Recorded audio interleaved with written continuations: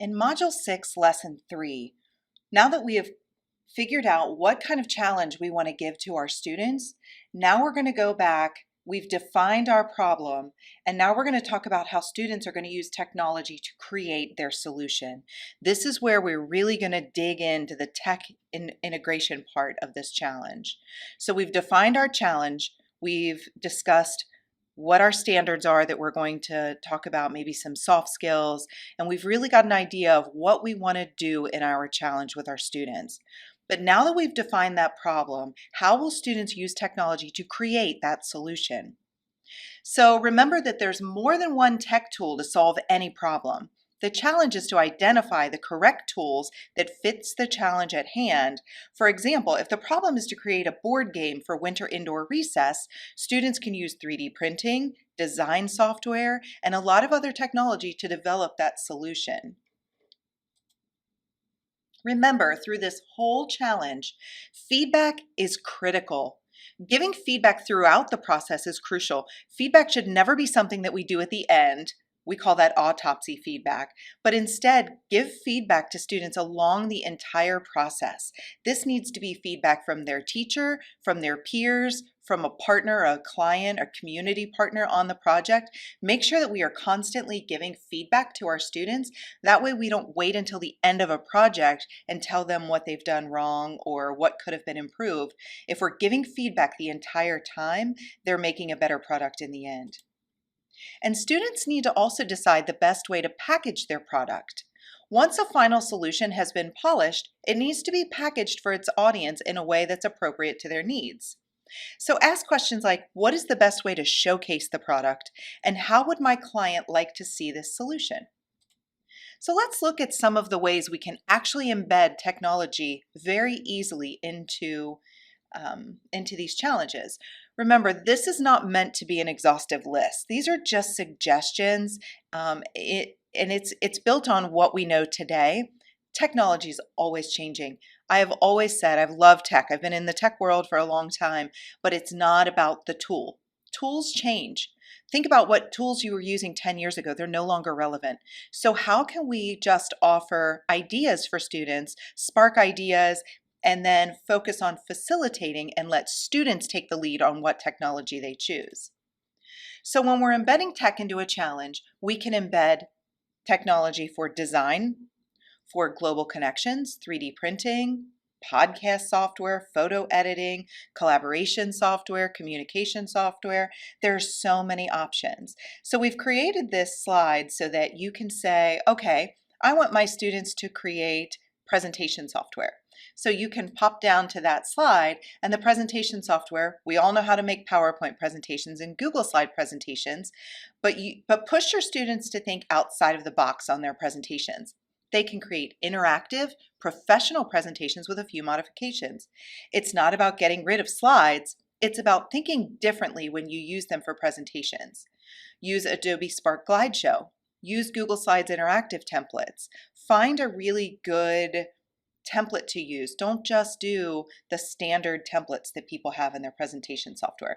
So this gives you presentation ideas. So walk through design software, through global connections, through 3D printing. Start to look through these tech ideas to find ways that you can embed technology in your challenge. And remember, some students might choose different things. Not everyone is going to do a website. Maybe one group is doing a website while another group is working on communication software, or another group is working on photo editing. Make sure that you give an open-ended challenge so that students can choose the technology that fits best for them. But these are some ideas for teachers to get them moving in the right direction. Then when it comes to your presentation, Your students need to be able to present their ideas at the end. So let's say that your students have created a website for a company in your community, or they've created a social media presence for a company in your community. How are they going to present that now? How are they going to get this out to their client and to the community? Maybe they have created a video on something about your school, a promotional video or an informational video. How do we present these ideas? So here are some ideas of things that they can do. They can create an infographic, an advertisement, a magazine. They could create a YouTube channel or a YouTube video, a website or an app, a video news story, a TED Talk, a commercial, a Shark Tank presentation. They can teach another class. They can do a parent night or a community night. Think about all the ways that you can have an authentic audience for their presentation. The idea behind this being if kids understand that their solution to their problem is going to be published, if it's got an authentic audience, not just turning it into the teacher, they up their game. Their outcome is so much better and more rich because they understand that this is going somewhere other than just their classroom. I had a student tell me one time that she looked at a rubric and she always knew exactly what it took to get an A, so she would just do that and nothing else. But when she came into the classroom and we started doing this challenge based and we were putting their solutions out into the community, her level of of what she expected from herself went up. She knew that it mattered more. It wasn't just a presentation that ended up in the garbage, but it was something that went out in the community. So make sure that your students know they have an authentic audience. So for an infographic, great way to build in technology. You can make flyers, restaurant menus, advertisements, so many different things that you can do. Again, if you're not sure how to do that, go back up into the technology part and you'll find some tech ideas. This isn't about the tool. Remember, this is about the big idea. They can create advertisements, magazines, YouTube channels. So think about different ways that your students can actually present and package their solution.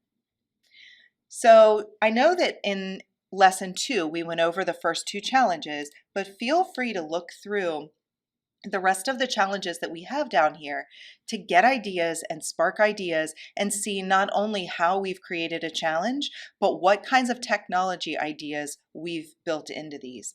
If you're looking for something to work with a professional partner, redesign a school or redesign a classroom in your school, create a digital magazine, a social media campaign. There are so many challenges down here that we've built. We hope that this is helpful for you. As you think about these challenges, remember the teacher's role is shifting from the person who gives all the content to really becoming a facilitator in the classroom. So how can you facilitate student learning and allow students to take ownership and have a voice and choice in the things that they're doing?